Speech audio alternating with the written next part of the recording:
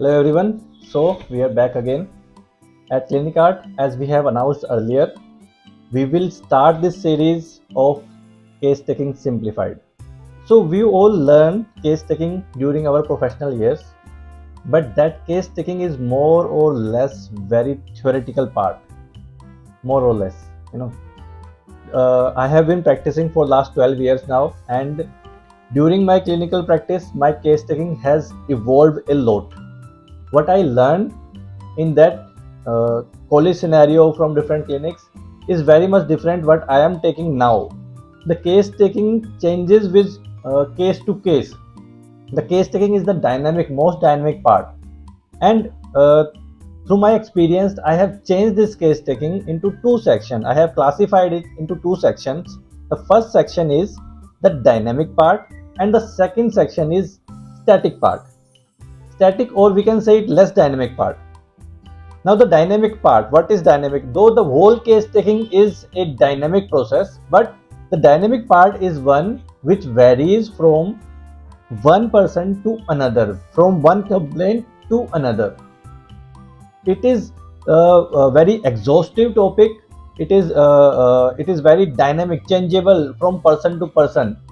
But in the static part, all the questions to all patients, regardless of their presenting complaints, all the questions are same, and according to their responses we frame further questions. So it is more or less a static and limited part. Now what is the dynamic part? Presenting complaint is the most dynamic part. History of presenting complaints, because it is dependent on the presenting complaint itself, so it will automatically be a dynamic part. Mental generals, every individual person is different, so mental general is also very dynamic. We have to change our questions according to patient, according to the nature of the patient. We have to frame our questions. To some we can ask leading questions, to some we have to divert them to the proper case taking. They are too communicative. Next, observation, analysis and differential drugs. This is, you very well know, this is individualistic approach, so it is going to be very much dynamic, it is going to be changeable, it is going to be exhaustive. And then follow-ups. Now these headings: presenting complaints, HOPC, mental generals, observation, analysis, differential drugs and follow-ups, these are the part of the dynamic part of case taking. And what is the static part? Past history, same or less questions to every patient. Past history and treatment history, family history, personal history, physical generals, gynae and obs history. Whatever the presenting complaint may be, whatever the patient nature may be, these questions are same to every patient. These are very much limited, these are very much same. So in our clinical practice we used to shorten the case. You can give the less static part, less dynamic part or static part to your assistant, or you can make a form for the patient to fill it on their own, so that you can save your time. So now we are going to explain the dynamic part. It is going to be very basic about the dynamic part, as the dynamic part is very exhaustive. We will dive deeper later on each and every section, even of the dynamic part and the static part. But today we will cover what is important in each section. What is the significance? What are we asking? Whatever questions we are asking, why we are asking, are these questions significant? What approach to be used according to the diagnosis, according to the presentation of the case. So let us start with presenting complaints. If you have any kind of doubt, you can comment on the section. You can ask us. We will definitely try to solve your problems. So starting from the dynamic part, let us start. The first is presenting complaint. Now what do we take in a presenting complaint? Whatever patient comes with the complaint with, right? हम क्या पूछते हैं उससे, भाई क्या दिक्कत है, कब से दिक्कत है, कैसे शुरू हुई. This is presenting complaint, whatever the complex of disease the patient is currently carrying. But should your approach be same for all the cases? Let us say you have a systemic case. Patient comes with a diagnosis of diabetes mellitus, hypertension, hypothyroidism. Now, would you ask the same questions in each case, each systemic case, or would you ask same question in the systemic case and the local case? Local complaints like oral apathy, conjunctivitis, acute otorrhea, chronic sinusitis. Now these are local complaints. Whole system of the body is not affected, but a particular part is affected. These can be subacute, these can be also chronic complaints. Now in systemic diseases, as we all know, the general symptoms like diabetes, we all know polydipsia, polyuria, polyphagia. In hypertension, we are familiar with headache, heaviness in head, maybe vertigo. But do we need to consider them during taking the presenting complaints? These are very trivial, very general. According to homeopathy, these are general symptoms of the disease, of the diagnosis. So these are the least important. So in systemic cases, in presenting complaint, only PQRS is important. Or if there is a symptom that is very much present with very much intensity, in that case, that is important only. You do not need to write down the totality of symptom in case of systemic diseases. You need not take location, sensation, modalities, concomitant. Modalities maybe if you can find the PQRS, but in systemic diseases, or we can call systemic diseases one-sided cases. They present you with very less prescriptionable symptoms. मतलब वो आपको ऐसे symptoms नहीं देंगे जिस पे आप prescribe कर सको, जिसका कोई significance हो. So there is no need to waste your time कि भाई आपको यूरिन कितना आ रहा है, कितनी बार जा रहे हो. हाँ, फॉलो अप में वो आपके काम आएगा. आपको प्रेजेंटिंग कंप्लेंट में, डायग्नोसिस में, आपको रेमेडी सिलेक्शन में काम नहीं आएगा.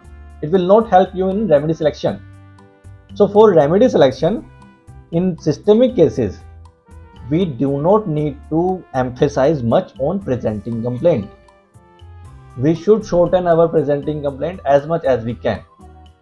But in local complaints, PC is the most important part. Even epilepsy can be treated as a local disease, though it is a generalized disorder. And now what I mean by presenting complaints being important in local disease? Simple, you need to consider each and every symptom. You need to have a complete symptom. Here you can see the approach changed. In systemic cases, we did not take presenting complaints much, but in local cases, we are taking complete symptom. So we are not following the general or Kantian approach. We may follow Boric approach or BBCR's approach, and that is way much more effective. In local diseases, when we take PQRS or we take the complete symptom, what we do with the generals? We confirm the medicine from the generals. That's it. Now presenting complaint is becoming the most important part for remedy selection. And generals are for confirmation. Vice versa is in the systemic disease. Generals are used to prescribe medicine, and presenting complaint symptom we can use that is this symptom covered under this medicine for confirmation only. So now there are unlimited diseases, unlimited diagnosis. So presenting complaint is going to be very exhaustive. We will dive deep into this section presenting complaints, but later on. Now the second part is history of presenting complaints. What is to be taken in HOPC and what is significant in HOPC. What we try to do in HOPC?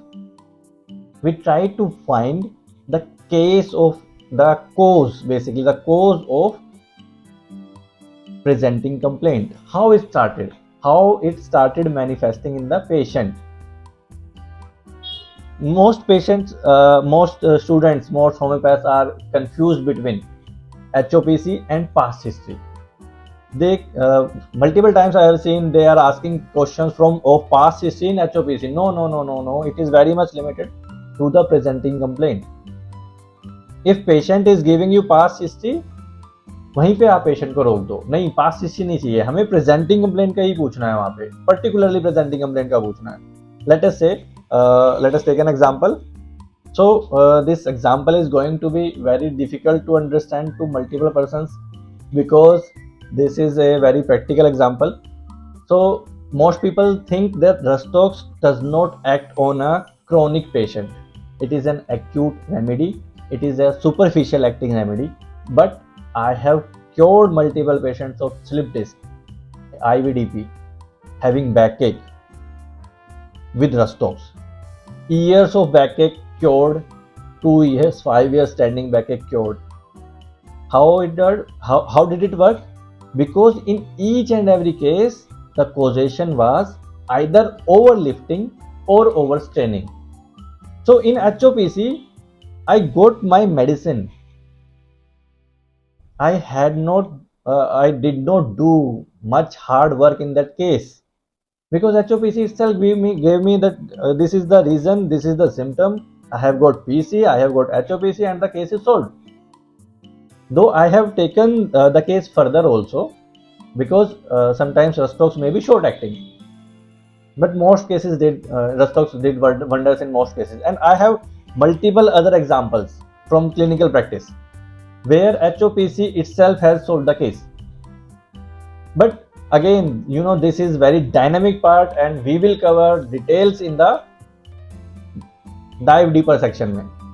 We will make dive deeper sections of each dynamic part with exhaustive studies, with exhaustive clinical experience, not just ours but other homeopaths also, other clinical practice, other clinical indicators also. Moving forward, now HOPC में हमें एक important चीज लेनी होती है and that is the reaction of the patient. Reaction. How the patient responded in particular situation. Let us say a patient you think is very sensitive but is not currently introvert. You are not thinking of natriumure. Patient is very lively, patient is happy, but in HOPC section you find out that there was an emotional trauma, there was a disappointment, disappointed love, or basically a grief, history of grief, and patient does not want to talk about particularly about that, or patient's nature got twisted, manipulated, or changed after that event. मतलब significantly changed. The patient does not want to even talk to you about that event. Now for that particular event, that patient is introvert, sensitive and hurt, so patient may not be natriumure, but natriumure will work on this patient. Other medicines will also work. Phosphoric acid can also be used. In different case scenario, phosphoric acid is indicated. Here I am just trying to tell you how HOPC can change the remedy selection in your case. In my college times, I used to take HOPC. It used to be only of 3 lines. That हाँ उस दिन से शुरू हुआ और आज तक ये दिक्कत है. I did not know any significant how it would help me finding the medicines. After 10 years of clinical practice, now HOPC has become a significant part of my case taking. I spend at least 10 to 15 minutes on HOPC on every patient. And the most important thing in HOPC, if the patient remembers the cause exactly to the date, that from that date it started happening to me, it becomes the most significant part of the case taking and remedy selection. You do not need to consider other symptoms if you are getting a very peculiar and very intense symptom in HOPC itself. Moving forward, HOPC, and I already told you this is dynamic part. So it is going to be exhaustive, so I will not cover it right now. Moving forward, let us do the next part of the dynamic section that is mental generals. Now everybody knows how to take mental generals, and no one knows how to take mental generals.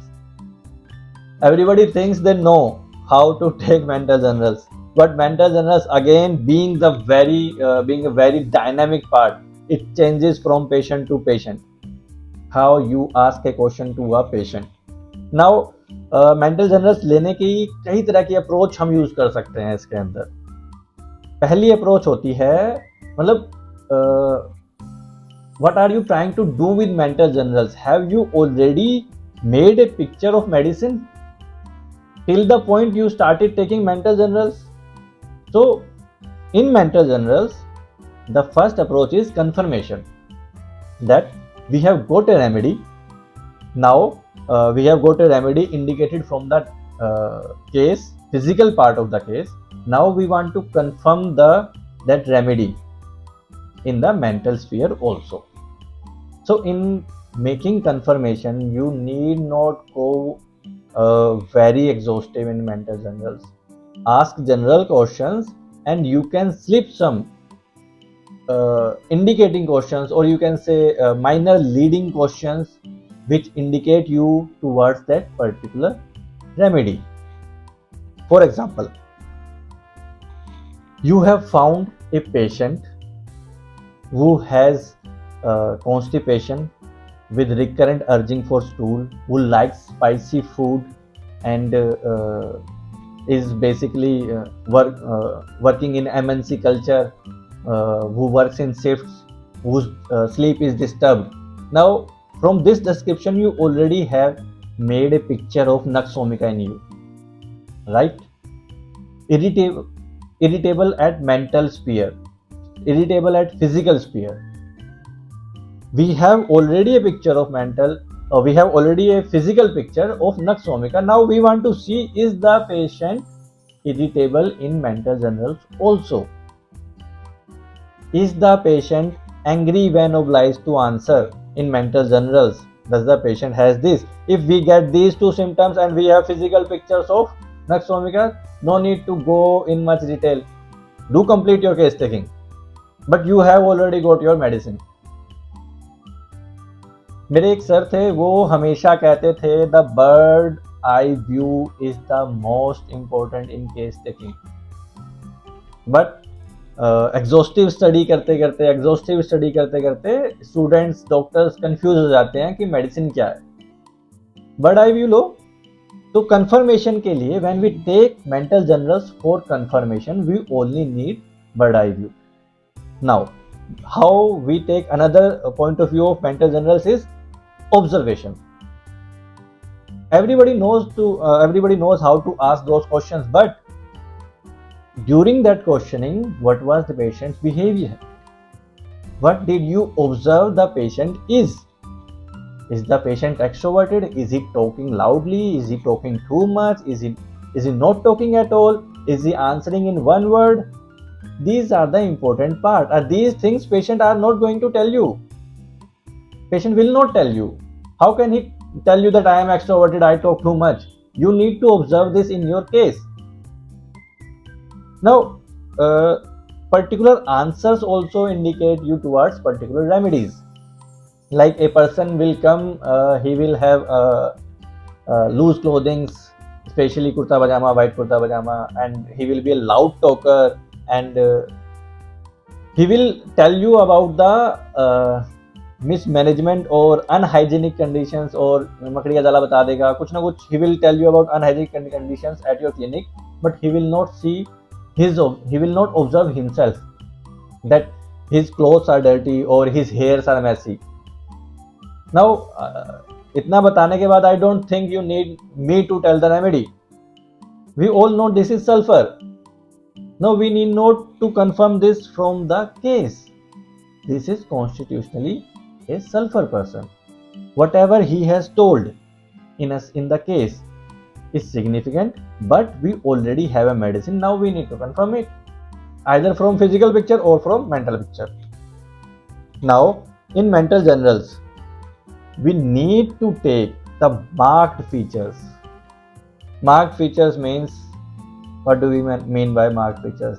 The symptoms which have 3 plus intensity. Now, this is true for every section.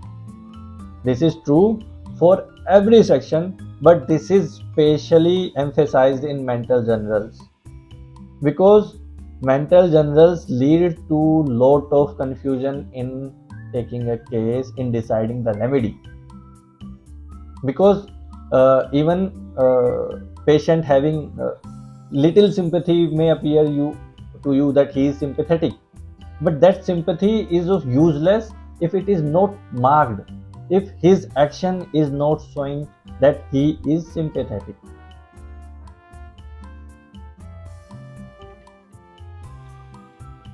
Now, how do we find these marked features in the patient? These marked features will be confirmed by these marked features of his behavior will be confirmed by his teachers, observation of his relatives, or observation of the attendant. Whatever the attendant is telling is very much important. Very much important. You need to know this because they observe the regular activity which is repetitive. If you are helping again and again and again and again, everyone in your circle will know that you are a helpful person, right? So again, mental generals like presenting complaints is dynamic part, very exhaustive, we will take on later. Moving forward to observation and analysis. So are we clear till now? If you have any questions, anything, you can ask us, DM us, you can contact us directly, right? Now, observation and analysis. हम सब पढ़ते हैं, we all study, we all know that patients lie. Patients lie all the time. Even after 12 years of practice, I still get many patients who lie on my face. Even my assistant used to get this, that patient said this and now patient is telling this. And this is the most important joke of our internships. Whenever we take a case, patient tells us something, and whenever the teacher comes, patient tells something else, and the teachers stare at us like this. What are you doing this? Right? So we need to know this. Patients lie, and there may be multiple reasons. They want to hide something, they lie out of habit, they want to be cunning, they want to be too much, oblige. They do not want to oblige the doctor too much, they do not want to pressurize the doctor. तो lying का reason बहुत अलग अलग हो सकता है हर patient के लिए, that we have to observe again why the patient is lying, if he is lying. And from this single point, let us say we find a patient lying to us, can we get some medicines from here? What kind of patients lie? Are there any medicines which take us to any group of medicines we can think from this single point? Yes, we can think of snakes. They are manipulative, shrewd, they lie, right? Now again, observation. Why observation and analysis is more important? Because observation can only be made when the physician is very active, very unprejudiced. The doctor has to keep his constitution aside. Let us say a patient is crying in front of you and you start crying with the patient. You are empathetic, you are sympathetic, you feel that pain. Then if you are feeling that pain, you are not feeling the remedy. You will not find the remedy. You have to leave your constitution out. For this, you need to find your own constitution, right? You need to observe yourself. Observation and analysis. How you would behave in a situation, how did the patient behave, and how a general human being behaved in particular situation. Right? Now again, as I told you, these are dynamic sections. I have completed the basics. What is what and the significant part, what is needed, why it is needed, can we get the remedy, but they are going to be very exhaustive, so we will talk about this later. Now the follow-up section. Everybody takes follow-ups, but they do not know how much to wait to take a proper follow-up. Let us say you have a case of diabetes mellitus. How fast do you want a result in that case? Do you think the patient will respond in 1 week? Yes, some cases will. But on an average, you need some time to get response to the medicine. This is a systemic disease. Moreover, it depends how old the disease is. कितनी पुरानी बीमारी है, क्या बीमारी है, किस potency में आपने मेडिसिन दी है. These 3 points are going to decide your follow-ups. Let us take an example. Let us say you have given a 10 potency to any case. What do you expect to happen in 1 month? I did not know. Nobody taught me how to give 10 potency, when to give 10 potency, and how long to wait on it. From last 12 years, I found that at least 1 month you should wait. The aggravation can come after 15 days, can last up to 45 days. If skin cases, in cases of let us say I have given 10 potency in migraine cases. Most books say do not give to about 200 potency in skin cases, right? Second, let us say you have a patient of hypothyroidism. You gave some medicine. Now what do you think? When do you want to take a follow-up? When do you want to assess the case? How long would you like to wait? So these things are going to change according to case. These things are very dynamic. We need different time period for different case, and we are going to discuss this later. This is basic idea. Now you need to know this. Most doctors don't know this. They change remedy very frequently. That is very wrong. Second thing is, whenever you take a follow-up, always remember the patient is going to be very impatient. They will be complaining that there is no relief, कुछ नहीं हो रहा है, it is 10 days, it is 15 days. But what should doctor do? The doctor should imbibe patience in the patient and in himself also. Always remember, be patient while taking a follow-up. Don't be in a hurry. How to do this? If patient saying it's already 3 weeks, you need to say it's only 3 weeks. नजरिया, सिर्फ नजरिया change करना है. Doctor साहब 3 हफ्ते हो गए हैं, कोई आराम नहीं आ रहा है. आपको क्या कहना है? सिंपल कहना है, भैया 3 ही हफ्ते तो हुए हैं, अभी टाइम लगेगा, वेट करो. No need to panic. अगर आप हरीड नहीं होगे, आप पैनिक में नहीं होगे, तो आपका पेशेंट भी हरीड और पैनिक में नहीं रहेगा. But doctor he under pressure हो जाते हैं कि यार 3 हफ्ते हो गए, रिजल्ट नहीं मिल रहा. उन्हें ही नहीं पता होता कितना वेट करना है इसका फॉलोअप लेने के लिए. So we will discuss this further कि पोटेंसी पे कितना वेट करना है, किस बीमारी में कितना वेट करना है, किस डायग्नोसिस पे, किस पेशेंट पे कितना वेट करना है. क्या पेशेंट नेचर से ही इम्पेशेंट है? अगर पेशेंट के मेंटल जनरल्स में ही हमें इम्पेशेंस मिला हुआ है तो उसमें तो बहुत ही वेट करना है. बट पेशेंट आपको तंग करेगा, आपको याद रखना है कि आपको हैंडल कैसे करना है. So here I have covered some things, little touching things which were not taught to us during our professional years. How to analyze things, how to get to the remedy. These are the dynamic section, and we will cover deeper these sections later in our classes, later in our videos. Now we will start the static part of the case taking.